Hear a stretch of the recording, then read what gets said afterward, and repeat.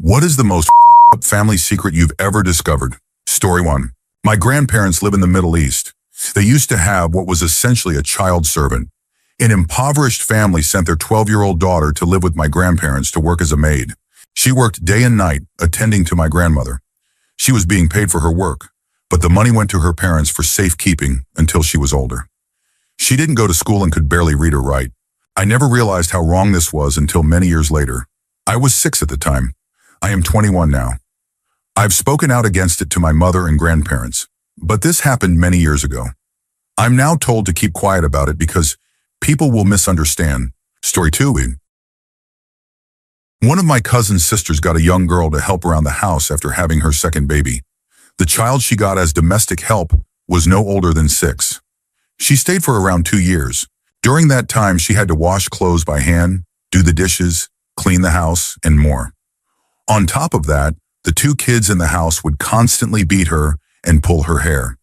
Even my cousin would hit her if she didn't wash the clothes properly. The neighbors, after hearing the girl cry many times, called a social service organization. My cousin and her husband agreed to send the girl to school, but they never did. Social services came again after a few months. More promises were made, but still nothing changed. Eventually, they packed her things and sent her home very early one morning. They never told anyone why. A few months later, I heard her husband say to their kids, "No, you don't want to do that, or else your ears will be damaged like." That's when I realized my cousin had hit the girl so hard that she lost hearing in one ear. And instead of getting her medical help, they decided to just send her back. Truly awful people. Story 3. My uncle was a very high-ranking spiritual leader with the Hare Krishna movement. As a result, he spent over 30 years living in India. He did a lot of charitable work, and even though we held different religious beliefs, I had immense respect for the good he brought to the world. He passed away about 6 or 7 years ago. In his will, he left over $9,000 to one of his favorite underfunded schools in India. My aunt, his sister, was named one of the co-executors of his will. The other executor was one of his disciples. After his death, my aunt forged the signature of the disciple, withdrew the $9,000, and used it to go on vacation with my grandmother and cousin. They stayed in 5-star hotels and went out every night.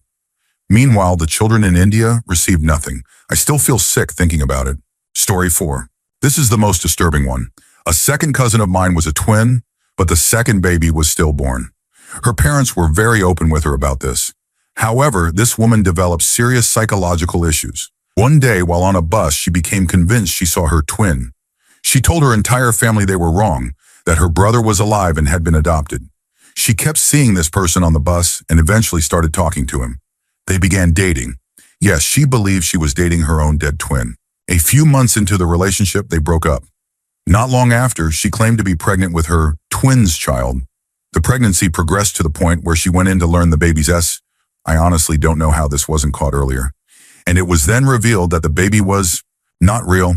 She had experienced a false pregnancy. She believed so strongly that she was pregnant that her body physically acted like it. Pregnant with her deceased twin's baby. My family avoids talking about it to this day. Story 5. Like any family, mine has its issues, but I think the most disturbing thing was how my sister treated me when we were younger. She used to mess with me psychologically. I was about 5 years old and she would suddenly start acting differently, telling me that I wasn't real, that I had died in an accident years ago, that our parents were actually dead, and that I hadn't been able to cope with it, so I just imagined they were still alive. As an incredibly impressionable child, these sessions always drove me to tears. They always happened when my parents were out for most of the night, leaving me alone in the house with her for hours. Once I got older and realized she was just being cruel, she stopped. I don't think there were any lasting effects from it, but I can still remember one time when she just stared at me with cold, unfeeling eyes and told me I wasn't real. I felt sick and started sobbing, and she just kept staring. As I cried, she turned out the light in my room and locked me inside, telling me to think about what she'd told me. Story 6. In the 1980s, my aunt was heavily into drugs. She married a man who was also heavily into drugs, and they had a child together. When their daughter was just 6 months old, he began cheating on my aunt. They got divorced. He later married the woman he had been cheating with. They had 3 kids and were on and off married until the early 2000s. One of their kids was named Luke, and he and I ended up going to school together. We were in the same 2nd grade class, and unsurprisingly, he had severe behavioral issues. My mom, his half-sister's aunt, worked at the school, and was the only person who could calm him down. So, my mom was regularly called into our classroom to help settle Luke down and keep him focused. Eventually, the school hired a teacher's assistant to work with Luke so my mom could return to her own job. Fast forward to 4th grade. Luke got suspended for having a joint in his backpack, which his parents apparently thought was hilarious to put there. 5th grade. A few 6th graders were expelled for selling illegal substances on the playground. Around the same time, Luke showed clear signs of being under the influence one day, and 11-year-old me was asked to sit with him in-school suspension because they couldn't reach his parents. My mom, who had moved on to a different school district, couldn't leave work to help. Luke seemed to latch on to the idea that he was connected to someone as quiet and stable as me and my family. In 6th grade, the school purposely placed Luke and me in the same class again in case he had another episode. My teacher was even asked to seat us near each other. We sat in pods of 2 to 4 students, and he was always either in mine or the one next to it. One morning, he came to school under the influence of a hallucinogen. I don't recall the exact activity, but it involved colored pencils. He was convinced we were all driving around in cars powered by colored pencils. Another time, he believed a giant cartoon dinosaur was walking through the school. Toward the end of the year, I saw a student selling him pills. When I reported it, the student pulled me aside and tried to bribe me by offering to do something inappropriate in exchange for my silence. I declined and told the principal, who didn't believe me. About a week before school ended, there was a rumor that Luke had gotten a girl pregnant. According to my cousin, Luke's half-sister, the girl miscarried. Luke was expelled in 7th grade for selling drugs at school and was sent to an alternative school. He was later expelled from the alternative school and placed in juvenile detention in 9th grade. He's 21 now and finally trying to turn his life around. He's currently on parole with a 10-year prison sentence hanging over him if he breaks the rules. Story 7. Not my family, my best friends. I lived with them for a while after leaving home during high school. The mom, Jay, had been an undocumented immigrant who came over with nothing. She worked 2 jobs under the table to send money home to her family. She met the dad, S. They got married. He was happy, she wasn't. Once she got her citizenship, she started working 2 legal jobs to support their son and eventually saved up $50,000 for his college fund. Then S had a midlife crisis and left his family to go to Hollywood to make it as an actor. While there, he spent the $50,000 nest egg and racked up another $30,000 in debt. He begged Jay for forgiveness, and she forgave him because of her faith. He cheated on her a few more times just to add to it. I think he's an awful person, and the mom is something of a saint. My best friend did end up going to college. To end this on a somewhat positive note. Story 8. Mom's side Filipino.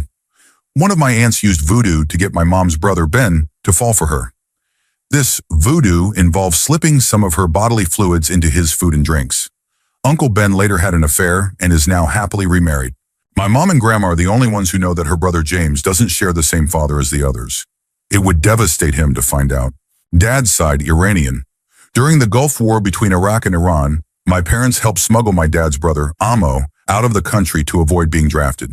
He was first taken to Turkey, then Europe, and eventually to the U.S. He still can't return to Iran legally. My mom had an abortion after giving birth to 3 daughters. My dad was upset because he wanted a son. Both of my parents worked full-time. Mom as a nurse and dad as a physician assistant. We needed a babysitter. In Iranian culture, it's expected that if you leave your kids with a relative, especially a grandma, they'll be taken care of. No questions asked. But all of Dad's family was still in Iran, except for Amo. They assumed my Filipino grandma would help, but she charged for her time. This was a cultural shock for Dad. His pride got in the way, so he quit his job to become a stay-at-home parent. With Mom as the sole provider, she couldn't afford another child. Hence, the abortion.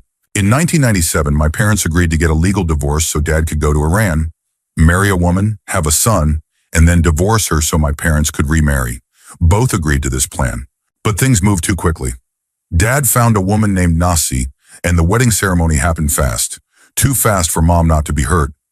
She found out about it from his relatives on the day it happened. Nasi had a sister named Razi, who was supposed to marry my uncle Amo, but he refused. He didn't like the family. Because of the emotional fallout, the legal divorce became a real one. The new arrangement was that Mom would have full custody of us 3 girls, and Dad would get the house. Although unemployed, Dad allowed Mom and us kids to live in the house if she paid part of the mortgage and some of his expenses. It seems like Dad got the better end of the deal, But to him, children are everything. He believed kids needed both parents. Dad eventually brought Nazi to the U.S. before the end of 1997. I didn't know who she was when she arrived. She was nice, fun, and good at games. I thought she was a refugee.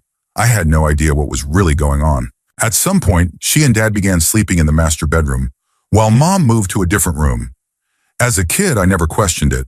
Dad and Nazi traveled back and forth to Iran for years, leaving Mom to be a single parent. Once Dad sat each of us girls down and said, "You have to tell Mommy to come back to me. I don't know what else to do. My hands are tied." I was confused. I thought, "Come back?" She never left. "You did." I cried. I was 8 and didn't even know they had divorced. In 1998, my baby half-brother was born. That's when Nazi's behavior started to change. She became emotionally unstable. She didn't know how to care for a baby and grew increasingly unfriendly. Things escalated.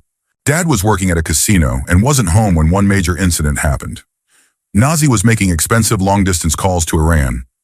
Mom asked her to stop, but she refused. My oldest sister, around 11, got into a tug-of-war over the phone with her. There was yelling and crying. Eventually, Nazi hit my sister with the phone. She collapsed. Nazi went back to the bedroom like nothing happened. We called Dad, and when he came home, he talked to her, maybe even hit her, which my mom and sisters hated. I had to make up with her and give her a hug. I remember hating the mole near her collarbone.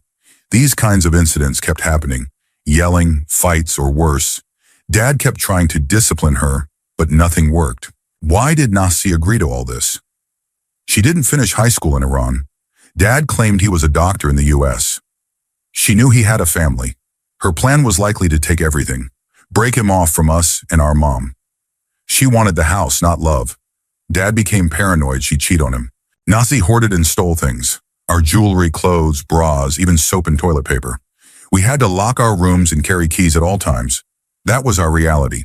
I resented my little brother, not because he was Nazi's son, but because we were forced to raise him. He was undisciplined and spoiled. Once my sisters and I tattooed his backside with markers and took pictures. Nazi didn't like that. She hated anything that resembled us bonding as siblings. By 2001, my youngest sister was born. Same story. No discipline, dumped on us to babysit. Nazi grew worse. The only tie she had to the country was through the kids. Dad and Nazi kept traveling to Iran. They were planning another trip at the end of September 2001, but 9/11 happened, so they postponed. And another glorious year of dysfunction followed. Family secrets don't go away. They stay with you in your own home. At some point, Dad divorced Nazi. There was another agreement. He would get custody of each child at age 11, and she could live in the house. My youngest sister turned 11 this past March. Dad is now seeing lawyers. I'm in school and my sisters have graduated. Dad deeply regrets everything, but whether I forgive him remains uncertain. He's trying to make amends, but it's not enough. Nazi still lives in the home I grew up in. I didn't have friends growing up. Sure, classmates liked me, but I had no one close. I couldn't go to their houses or invite them to mine. How do you explain, that's my dad's wife, and that's my mom, his ex? I didn't even fully understand it myself. Dad made it clear. We weren't allowed to talk about Nazi or the situation, and we lived in a street full of old people. No kids, just isolation. But there is good in all of this. My bond with my sisters and mom is unbreakable. I have 2 younger siblings whom I love deeply. We've endured all of this. For them. Story 9. My dad's side of the family is absolutely insane. They're all from Poland, and I've never met any of them. The grandfather, head of the family, had a wooden leg and used to smuggle money into Poland when it was still under communist rule and severely impoverished. The government found out and publicly executed him in a town square. He had hidden the cash inside his wooden leg. He had money because he was living in the U.S. and owned a farm. He would return to Poland, find young men, and convince them he'd pay their way to America. They would give him everything they had, come to his farm, and work for him to pay off the debt. Basically a form of indentured servitude. But instead of letting them go when the debt was repaid, he would murder them using a cane with a brass knob, bludgeoning them unexpectedly. Then he'd have my father and uncle dig graves and bury the bodies. After that, he'd go back to Poland and repeat the process. I don't know whatever became of it, but this all happened in the 1940s. Story 10. My uncle and his wife were involved in drugs, coca, prescription meds, and sold them to others who in turn sold them to their own children. It began with my uncle's daughter stealing painkillers and cigarettes from her mother when she was about 11 or 12. Now, both my uncle and his wife have passed away due to drug use, but their daughter is still dealing and allowing her high school-age kids to use. My great-aunt used to inhale gasoline regularly in an attempt to terminate her fourth pregnancy. It worked in a way. The baby was stillborn. Her husband had wanted the child. One of my cousins was a reckless drug dealer who ran his operation out of his child's bedroom and often left his 2-year-old son unsupervised. He never wanted the child. Family members would regularly find the dad passed out from drinking or in bed with strangers, while the toddler played in the in-ground pool or wandered outside alone. Eventually, he left the country with a woman he met in the military. She cheated on him, and he later died by suicide. They returned his casket to the U.S. for the funeral. The little boy gave the eulogy, wholeheartedly believing fabricated stories about his father being a hero. He still believes them to this day. I was raised with a half-sibling, my dad's child, who might also be my cousin, since my father and his brother were both romantically involved with the same woman. At the time, my uncle was married to her. He later divorced her, married another woman, and had 8 children with her. They became extremely religious and started a church. My dad also has a confirmed daughter from a previous relationship, but abandoned her and the mother because she was a nurse, and he believes she faked the paternity test. That claim is false. I have the documents. Last I heard, they moved, and he never paid child support. Not really a secret unless you count this. My cousins adopted several children, and our grandmother, as well as the kids' other grandmother, refuses to buy them gifts or acknowledge them as grandchildren. The kids no longer visit during the holidays. Story 11. Thanks, OP, for finally showing me a family as dysfunctional as mine. I've never related to anyone in real life before this. My grandfather was a predator who harmed my siblings. He died when I was young. My father was abusive and stole $350,000 from our family before disappearing with another woman. As of last week, he's trying to overturn a permanent restraining order I have against him. He's a convicted felon for stealing that money. My mom raised 3 kids alone and still managed to send us all to private schools. She's a hero, and that makes the rest even more heartbreaking. My father left the family because of me. I was the unexpected child who pushed him over the edge. He didn't want 3 kids. 2 of my uncles were longtime addicts and now have Parkinson's disease. My maternal grandmother actually encouraged them to use drugs back in the 70s, and she verbally abused my mom for refusing to participate. One of those uncles stole the identity of the only upstanding uncle in our family and nearly ruined him financially. My surviving grandmother is a cruel woman who not only mistreated my mom growing up, but has also manipulated my siblings against her, and it worked. My mom is now estranged from my brother and sister. I'm the only one still in contact with her. It's painful. Just recently, she had a breakdown and screamed that 30 years of sacrificing everything for her children has amounted to nothing. That was hard to hear. She also has ovarian cancer, which she only told me about months after being diagnosed. There's more I could say, but only if I were drinking. There are things I just can't bring myself to type. Edit. Not sure why I'm being downvoted. Is it because I didn't post enough disturbing details? Fine. Here's one. I can't remember anything before the age of 9, and none of my therapists have been able to help recover those memories. I'm assuming it's because of the years of abuse from my father, who is a registered offender. I've been told what happened to me, but I'm sure there are things my family will never reveal. My first therapist once told my mom that my father was the most convincing liar she had ever seen after hearing him testify in court. That terrifies me because I inherited that same ability. I can lie convincingly and create believable stories without hesitation. It's not something I'm proud of. One of my cousins was killed in a gang-related incident. His house was raided by a SWAT team. Another cousin has a rare and painful skin condition that could be fatal. One of my aunts had a baby born with a similarly rare disorder that threatens her life. Story 12. My dad recently told me a story about my uncle and his wife. They met in their early 20s and all their children look a lot like him. But my dad shared something I hadn't known. Before marrying my uncle, his wife had dated one of our cousins, who was a minor at the time, while she was in her 20s. Back then, the whole family would gather at my grandparents' house. My uncle and his wife were living there too when they first got married. One day, my grandma was doing laundry and heard something in the basement. She went down and saw her new daughter-in-law in bed with the teenage cousin. My uncle never found out. Some in the family suspect that cousin might be the biological father of her first child. but it's hard to prove since they all look alike. That cousin has a tragic story. He died in a car crash after drinking at a party, just 2 weeks after turning 22. The car rolled, and both he and his friend died instantly. Please don't let your friends drive drunk. His mother, my aunt, is a nurse and teaches at a trade school. A former student of hers told us she now tells people her son was a paramedic who died in the line of duty. She says he was killed by a drunk driver while on the job. It's heartbreaking.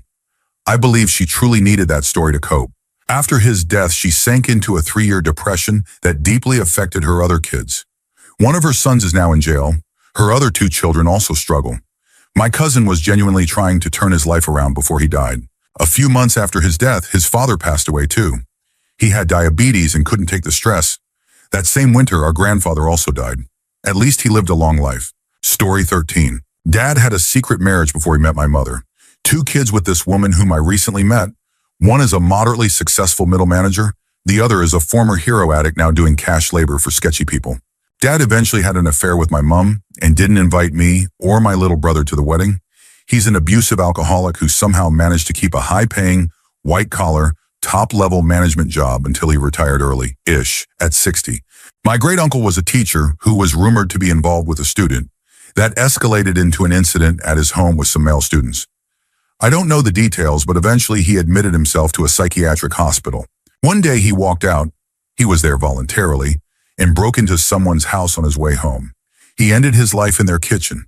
The homeowners returned to find a stranger lying dead on their floor. I used to make good money selling coke to street dealers. I got caught, but fortunately avoided a prison sentence. My brother is an extremely violent person. My grandmother had a reputation back in the day. To this day, my mom and her sister suspect they may not be full siblings. My grandmother herself was put up for adoption for being born out of wedlock, so I guess the cycle continued. My maternal grandfather was a member of the SES. Before he died, he confessed horrible things to me. He was paranoid about being found out and prosecuted until the day he passed. He was not at peace. My dad's brother used to be a football hooligan when he was younger. Story 14. I have a few. My family is obsessed with saving face. My grandma isn't dead. She's just completely unstable and violent. So my mom told us she was dead so we wouldn't have to deal with her. I had a little brother who died at birth. My parents never told me about him. I found his birth and death certificates while helping my mom sort through legal documents. That one hit hard. He would have been 2 years younger than me. On a related note, I have an uncle who died of SIDS and had the same name as my father. That's right. My dad is a replacement baby. I found a photo labeled Douglas 1963 when my dad was supposedly born in 65. My grandma wouldn't talk about it, but the maid confirmed it. Lesson: maids know everything. My dad's oldest brother was married for 6 months before he married my aunt. His first wife left and stole all the hand towels. That's it. Nothing else, thanks to a prenup. That same uncle dropped out of Harvard Business School after a week, despite scoring an 800 on the math SAT. He now runs a billion-dollar company inherited from my grandfather. If my dad hadn't married my mom, he would have been the CEO instead. I was supposed to be a boy. When I was born a girl, my dad drank himself into a blackout. I was aggressive as a kid, and my dad, without telling my mom, had me tested to make sure I had 2 X chromosomes. I do. I was so cute as a baby that my grandfather disowned my father. My mom was engaged before meeting my dad. They broke up when he joined the Navy. They're still friends, and now that my parents have separated, he might become my stepdad. My parents only had my sister because they were trying for another boy after my brother died. Similarly, if I had been a boy, they wouldn't have tried again. After 9 miscarriages, my mom got tired and adopted my youngest brother. My grandparents are first cousins, and several other family members married first or second cousins too. My parents have been planning their divorce for 19 years. I'm 18. They were waiting for their son to graduate high school. I probably didn't get into college on merit alone. My family has a recognizable name in business. Some parts of my application were even sent on family letterhead. I applied 4 months after the deadline. I still wonder if I deserve to be here.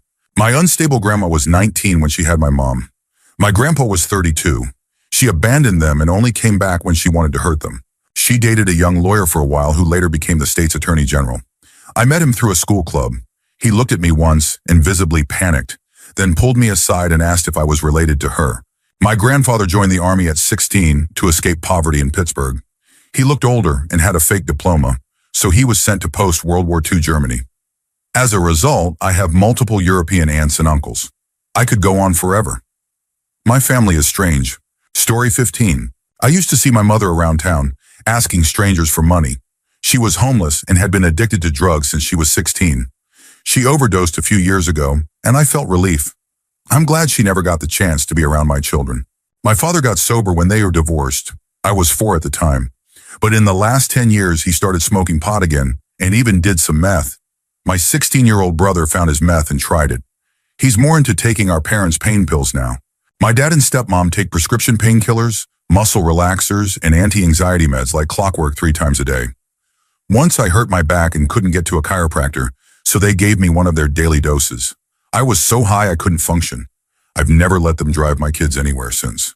When my uncle was in the Navy, he was stripped naked, hung upside down, and assaulted by a group of men. He recently had a stroke, and no one in the family has checked in on him or tried to find out what's happened to him. Story 16. My father was a relentlessly self-improving boulangerie owner from Belgium with mild narcolepsy and a strange sense of humor.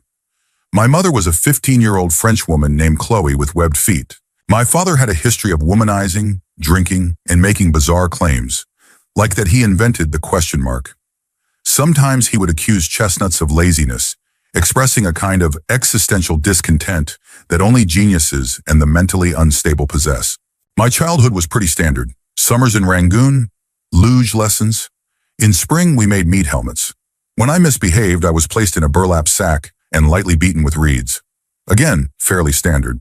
At age 12, I received my first scribe. By age 14, a Zoroastrian named Vilma shaved my body hair in a ritual. There really is nothing like a smooth finish. It's breathtaking. Highly recommended. Story 17. My mom and aunt were both abused by their uncle, my great-uncle, from the time they were 5 until they were 13. When my mom finally told my grandmother, it was covered up to protect the family's image. Later, we found out the same man had been living with my grandmother just before she died. My aunt also had ongoing contact with him. My mom's other uncle knew a hitman, had mafia connections, and once killed a man in a foreign bar. Another relative, I think an uncle, was a member of the KKK. One of our great-great-grandmothers was black. My mom's parents divorced when she was 5. My grandmother lied and said her dad would kidnap them, so she kept them away from him. My grandmother may have been a lesbian. My mom found out by accident several relatives, mostly men, were known for abusing their wives or kids. There are many alcoholics and addicts on that side too. In my immediate family, my brother has stolen our car, been charged with DUI and got off, joined the Marines, ran away, and was picked up by police a week later. Now he might go to jail for having a pound of weed in his apartment. He used to threaten me, steal from me, once took my laptop and threatened to destroy it, and punched a hole in our guest house wall. It's still there. That house is now just used for storage. He has serious anger issues. I'm sure I'm forgetting a lot, but that's the bulk of it. Everyone on my mom's side is gone now, so at least we don't have to deal with them anymore. Story 18. I grew up in South Africa in a very conservative, middle-class white family in the suburbs. At the age of 11, my dad died. A few days later, a black woman called our house and said she was pregnant with his child. She asked if we would give her money since he had passed, and she couldn't afford doctor appointments. I hung up in shock and told my mother, who admitted she had spoken to the woman before, but had threatened to call the police if she ever contacted us again. 13 years later, I still hadn't forgotten about her.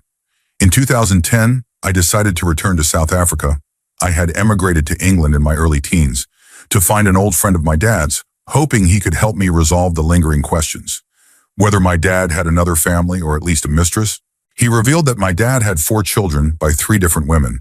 He even knew where one of them lived and took me to meet her, along with my new half-brother and sister. I haven't told my family about any of this, nor do they know that I send money every month to my other family to help with school fees and food, since they are really struggling. It feels bizarre, but also feels right. Story 19. My dad was a ranger in Vietnam, and all in all, the scariest human being I have ever met. I could go on about him all day. One thing I will mention is that when I submitted a FOIA request for his military service, the response I got came from the CIA, which only raised more questions about what he actually did overseas in his youth. That's the backstory, so you'll understand how unsettling the next part is. Years ago, my sister was graduating high school and looking for someone to take her senior photos. She found a guy who seemed reputable and offered great prices. She had the photos taken and then waited for a call, and waited. Eventually, the guy stopped making excuses and just stopped answering calls. My parents called the police and were told, yeah, this is the 5th report we've had about this guy. Looks like a scam. We're trying to find him, but it won't be easy. That was on a Thursday. My dad went downstairs, grabbed his .45, and walked out the door without saying a word. He came back Sunday morning with my sister's money in the pictures. No one has ever asked what happened during those days. The best case scenario is that he found the guy and held him at gunpoint. Story 20. Not really family secrets, but here goes. My biological father is a former addict. I don't remember any of the horrible things he did. He says he loves me. I don't love him, but I accept him. My stepfather raised me and my brother as his own since I was around 3 or 4. I was definitely a daddy's girl. My mom helped him build his wealth. She was with him before he had money. Then he cheated on her with a married woman and later married that woman. My mom has full custody of my younger brother, but my stepdad is now fighting for full custody. He legally adopted me when I was 9, but in court papers, he listed me and my older brother as her children only. I guess I'm no longer considered his. I know he's a pathological liar. One of his many lies was that he loved me. My mother is unstable. Her only redeeming quality is that she truly loves us children. She lost all her money through bad investments. My brother has serious anger issues. He's charming to everyone else, but with his immediate family, he's mean and cruel. I'm 18, about to turn 19, and I have no idea where I'm going with my life. I can't afford school, even with FAFSA, and I've been searching for a job with no luck. I'm slowly losing faith in myself. I'm also an atheist, which is a big deal in my extremely religious family. There are other family members who are equally troubled. Somehow we're still surviving. Story 21. For 7 years, our family dog would relieve itself in one room of the house while me and my sisters were growing up, and it was rarely cleaned. My parents ignored the issue for years, so as a kid, I didn't feel the need to clean it either. This went on through middle and high school before I realized how bad it was. The same dog has bitten at least 9 neighborhood kids and tries to attack any visitor. It has also bitten me, my sisters, and my dad. Yet my mom still lets it sleep in her bed while my dad sleeps alone on the couch. I can't bring a girl over to the house because my parents spent $10,000 on surgery for this 13-year-old dog, so he's still alive. People always ask why they can't come over, and I'm deeply ashamed to tell them the truth. Story 22. My father killed his mother with a pair of scissors. It's not something that's ever discussed, and I have no contact with him for this and many other reasons. My grandfather molested several people, including his own children. That is also not discussed. My aunt taught her children that being a S-worker was the best decision she ever made and encouraged them to follow in her footsteps for the money. She started telling them this when they were 10. She also told them to have children before they turned 20 because, according to her, they would end up with cancer and not be able to have children after their early 20s, just like she did. That same aunt later stole her daughter's boyfriend, and now they live together. She also stole cannabis plants from a local biker gang. When they confronted her and demanded to know where the plants were, she refused to tell them, even when they had her daughter's hand and were cutting off her fingers. It was the daughter who eventually told them where the plants were. Story 23. My grandparents on my mom's side were very affluent Californians. My grandfather was a judge who eventually became the highest-ranking judge in California. In the 1960s, when this side of my family held significant political power in both California and even national circles, they became close friends with an up-and-coming California figure, Jim Jones. Many of the people my mother went to school with ended up joining Jim Jones' cult, and she vividly remembers him coming to their house for dinner on more than one occasion. She would have been a teenager at the time. One day, Jones approached my grandfather and confided that he was having some tax trouble with the state of California. He asked if my grandfather could help him, and 1,000 of his friends leave for Guyana. My grandfather, being generous and wanting to help a friend in need, used his influence to help Jim Jones make that happen. Several months later, Jim Jones and 918 others, including many of my mother's close personal friends, died in Jonestown. Story 24. My dad has never gotten along very well with his family. There are a number of reasons for this. He has always worked hard and built his own business. His family, on the other hand, has a history of manipulating social welfare and shady behavior. When my grandfather died a few years ago, everyone agreed to chip in a fifth to cover the funeral costs. However, it turned out that his family had already taken all of my grandfather's money from the bank and used his life insurance payout to pay for the funeral. They scammed my dad out of $2,000 plus whatever else he should have received. What's worse is that my grandfather had been abused as a child and had received compensation for it. My dad had no idea this money even existed because his siblings never told him. They kept it secret so they wouldn't have to share. All of this came to light during a conversation my dad had with one of his uncles. Turns out it was his own brothers and sisters who had been lying to him all along. After some investigation and confronting, we're now fairly certain my dad wasn't even my grandfather's biological son. To top it off, there's a good chance his real father was one of the country's most notorious criminals, who's been dead for several years now.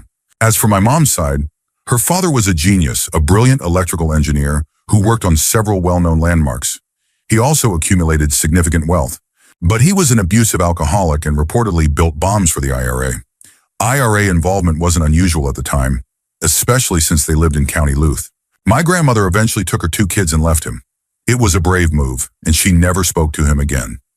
Years later, he tried to contact my mother to make amends. Turns out he had remarried, but never divorced my grandmother. Also, my grandmother had a child out of wedlock whom she gave up for adoption. We didn't find out about this half-aunt until she was in her 30s. Story 25. Registered a new account just to join in on this one. My maternal grandfather is not my biological grandfather. He married my grandmother shortly before I was born. My biological maternal grandfather was an Irish immigrant, a heavy drinker, petty thief, child abuser, and suffered from hallucinations. He just disappeared when my mom was a teenager. My maternal grandmother went through a drug-heavy phase in the 1970s where she neglected my mom and uncle.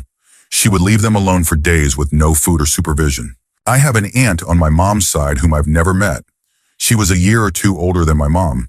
She got pregnant young, may or may not have had an abortion, and may or may not have killed the baby's father. She disappeared when my mom was a teen, shortly after the baby's father died under suspicious circumstances. This same aunt was also extremely abusive to my mom and uncle. My mom has only talked about her once, while very drunk and emotionally overwhelmed due to my grandmother's Alzheimer's. That one time she told me how cruel her sister was. I'd actually forgotten about it until writing this now. I sometimes wonder if my mom may have done something to stop the abuse. There were suspicious parts of her story. I've never brought it up again, and I don't think she remembers telling me. My mom and dad weren't actually together when I was conceived. She was dating his roommate and cheated with my dad. They decided to get married for the kid once they found out she was pregnant with me. When I was 6 months old, my dad tried to abandon us. He planned to ride a motorcycle to California and live there as a drifter. He changed his mind at the last minute after someone, not sure who, confronted him. My dad, his brothers, and their friends were all drug addicts. My dad used coca and smoked crack in the 80s. He still uses coke and drinks heavily. My mom's best friend's son is actually my biological cousin, but he was raised not knowing this. My mom's best friend married a man but had a child with my uncle. One of my uncles is a violent man who abused multiple wives. One of them died under suspicious circumstances. Most of us believe he was responsible. Because of my dad's drug use and bad associations, we moved constantly, over 20 times by the time I left home. I used to think everyone did that. I thought people just moved to get better rent deals or new scenery. But in reality, it was us getting evicted or fleeing from bad situations. We were homeless for a while and lived illegally in a building my uncle was squatting in. I was told we were just staying with uncle while we looked for a place and that it was a cool city loft. One of my uncles has had multiple heart attacks due to crack use. My dad cheated on my mom many times. The first time I realized something was wrong in our family was when I overheard him confess everything while drunk. I was about 10 years old. The strange thing is, aside from that moment, I didn't realize how chaotic and messed up everything was until I reached my late teens. I thought we were a normal nuclear family, just like on TV. Dad worked, mom stayed home, and we were taught that drugs were bad, that family was everything. I thought the scary people around us, my dad's mood swings, the constant moves, were just normal. It was all I knew. Story 26. My maternal great-grandfather was an orphan and a staunch communist who traveled to Cuba and met Fidel Castro. Castro invited him to stay and teach in Cuba, but my great-grandmother advised him not to. Later, he searched for records about his biological father and discovered that he had been an extreme anarchist. My maternal great-grandmother is deeply religious. When her husband, the same great-grandfather, had cancer, she prayed for his pain to end and for his soul to rest in peace. In return, she vowed to never eat on Mondays. She has kept that promise for over 20 years. My maternal grandmother had a long-term affair with a coworker. When my grandfather found out, he attempted to take his own life using a cable cord. My mother walked in, stopped him, and had him hospitalized. Today, my grandmother lives with the man she had the affair with, and they are very much in love. Everyone in the family has accepted it. On my father's side, things are more chaotic. When we moved in with his family, they kicked my mother and my brothers out for no apparent reason. My paternal grandmother would constantly talk about how she believed the government was burning down homes and small businesses to claim the land. My mom had me when she was about 16. My father disappeared until I was about 3. They reunited, had another child, got married, and later divorced. I haven't seen my father in about 10 years. He disappears from everyone, even his own parents. My mom later remarried. She suspected her husband of cheating, he was, so she had an affair herself. She became pregnant from that one encounter. When her husband later found out the child wasn't his, they divorced and he moved in with his lover. Story 27. Alright, mine isn't as extreme as some others, but here it is. When I was around 10, I had a pet hamster named Charlie, which was ironic because Charlie was a girl. I lived with my mom and grandparents, who at the time had 2 Cocker Spaniels named Heidi and Bo. One day, my grandma decided to clean Charlie's cage. Instead of putting her in her hamster ball where she could safely run around, she just let her wander on the kitchen table while she did the cleaning. I came home later that day to find what looked like Charlie in the cage. But something felt off. This new hamster bit me the moment I tried to play with it. If you don't handle rodents regularly, they can become aggressive. This hamster was nothing like my Charlie. Years later, while I was in high school, my cousin let it slip. Apparently, while my grandma was cleaning the cage, Bo, being the kind of dog who eats anything, jumped up to the table and swallowed Charlie whole. My grandma told my mom, and in a panic, they rushed to the pet store and replaced Charlie with a look-alike. To make it worse, after the new hamster bit me, they scolded me for not playing with Charlie enough. Honestly, that still messes with me. Story 28. I'm probably late to this thread, but here's my story. My mom and dad separated when I was about 4. The divorce was rough, and by the time I reached high school, I had stopped visiting my dad, even though he lived less than 5 minutes away. After about a year, he stopped trying to reach out to me or my brothers. The summer before my senior year, I saw a Facebook post from my childhood friend, someone who had lived next door to my dad when I was young. The post said, "R.I.P. Brian." I didn't tell anyone about it for 2 days until my football coach asked what was wrong. Eventually, I found out that my dad had been growing marijuana in the house. A fire broke out, and he was badly burned while trying to put it out himself. He survived the fire. 2 weeks later, he died by suicide. He started his car in the garage and let it fill with exhaust. That happened just under 2 years ago, and I've still never told anyone. Story 29. I've never told anyone this, but here it goes. I have 2 stepsisters and 3 stepbrothers. One of the boys is the son of my dad's wife, but not biologically related to my dad. Around Christmas, I stayed at my dad's house for a week or 2. During that visit, my 2 stepsisters confided in me that their brother used to assault them when they were younger. Whenever their parents weren't home, he would force them into horrifying situations. They've never told anyone else, and neither have I, until now. Even more disturbing, they all still live together under the same roof and appear to get along like nothing happened. Also, my dad was once accused of assaulting my youngest stepsister, but the charge was later dropped. The reason for that is still unknown. I have more stories, but I think these already speak volumes. Story 30. My grandfather silly abused my mother and her 3 sisters, possibly others, but I don't know for sure. My grandmother called them liars and did nothing to protect them. Recently, I found out that he had another family. One of his grandsons from that side of the family even ran for state senator. My mom only met her half-sister from that side once, nearly 50 years ago. He got my grandmother pregnant with her first child when she was just 12. He was 21 at the time. He was violently abusive throughout their relationship and began targeting his daughters once they reached their preteen years. He once beat my mother so severely that she lost control of her bladder. Then he forced her to lie face down in it for hours as punishment. There's uncertainty about whether my mother was biologically his. She was told that her parents divorced for a year, during which she was conceived by another man. Then they reconciled and had my uncle. It's all murky and disturbing.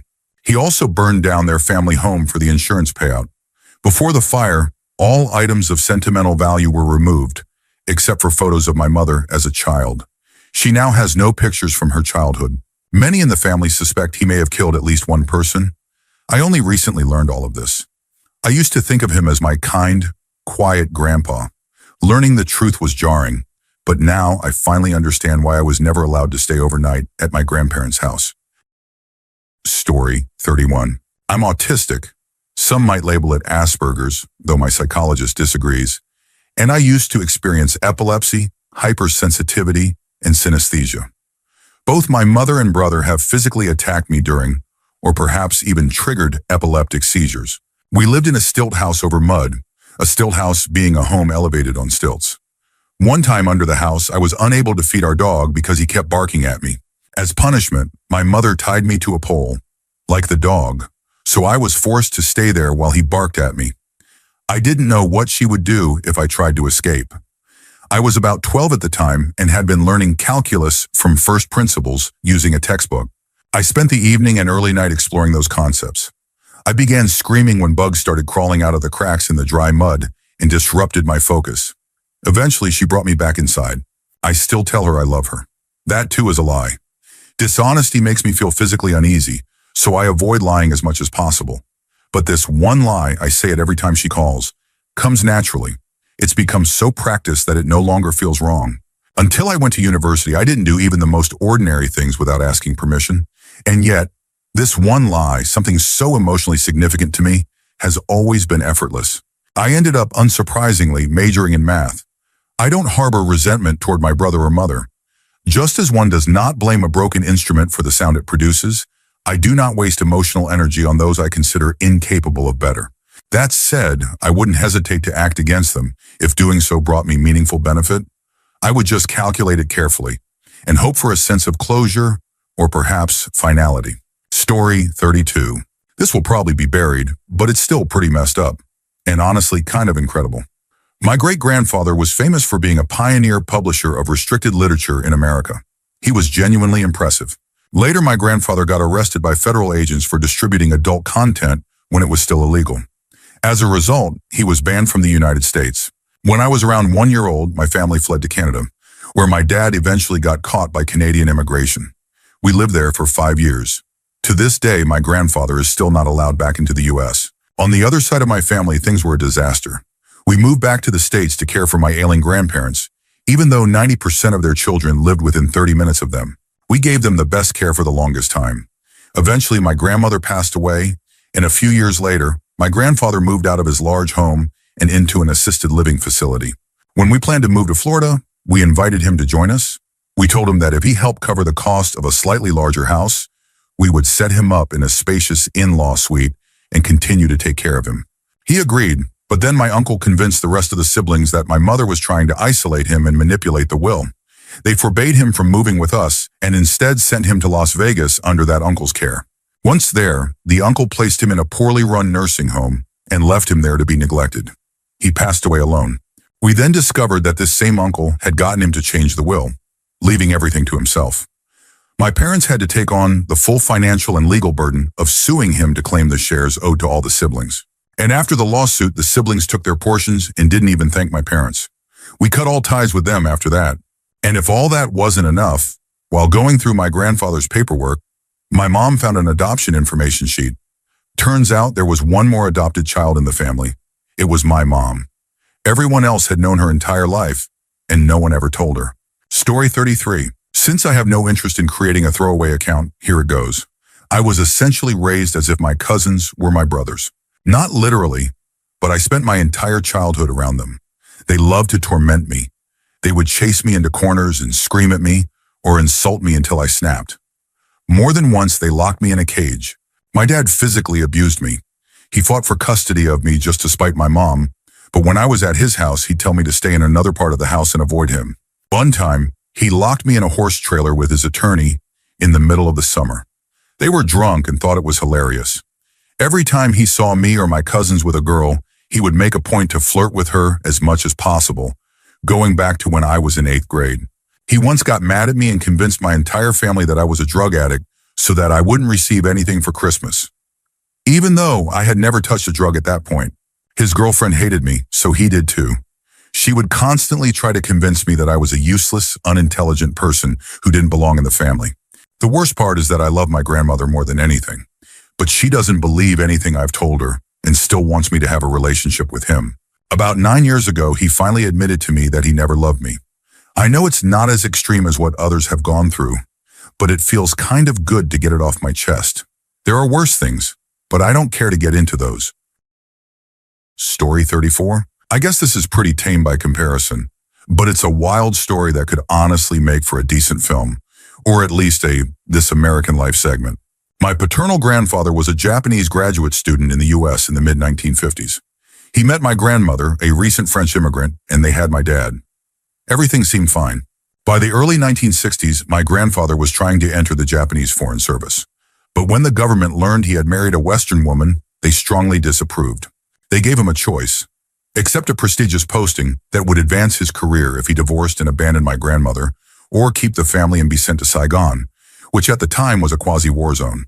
Apparently, representing Japan while married to a white woman was considered unacceptable. He chose the career. Years later, about 10 years ago, he reconciled somewhat with my grandmother and dad.